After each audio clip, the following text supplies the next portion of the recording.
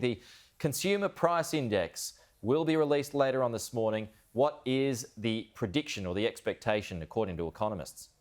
Yeah, Pete, it's expected to rise about 0.9%. Inflation, the Consumer Price Index, 0.9% for the March quarter and about 1.4% for the year to March. So right now, it's still tracking pretty low, really. The economy's still starting to pick up again after COVID, and there's a few things that have increased in price in the March quarter, mainly petrol prices. That's going to be one of the big factors. They're up about 10% over the 3 months to March. Also, rents are coming back too. There's a couple of things that are pushing prices down as well, so seasonal falls in clothing. So together, it's looking like inflation is going to creep ahead a bit by about 0.9%. Commonwealth Bank economists have a bit more of a rosy view. They think it's going to be up about 1.1% in the quarter and almost 1.6% for the year. OK, the Reserve Bank closely watching those inflation numbers too. What do you think their reaction will be, Ed?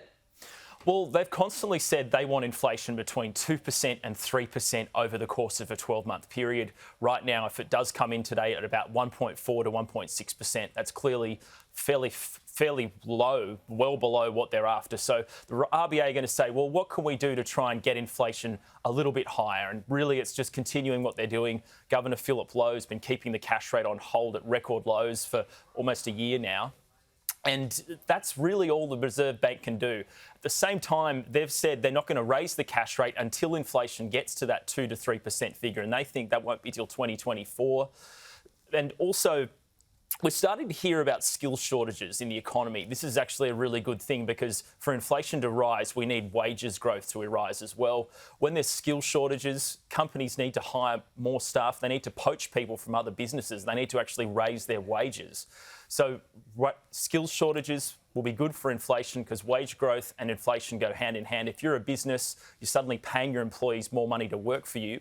You theoretically then raise your prices that you're charging your customers, and it goes together and it makes the economy better. OK, and the Australia Post inquiry, Ed, into the departure of former Chief Executive Christine Holgate has been extended for another hearing date, Monday next week.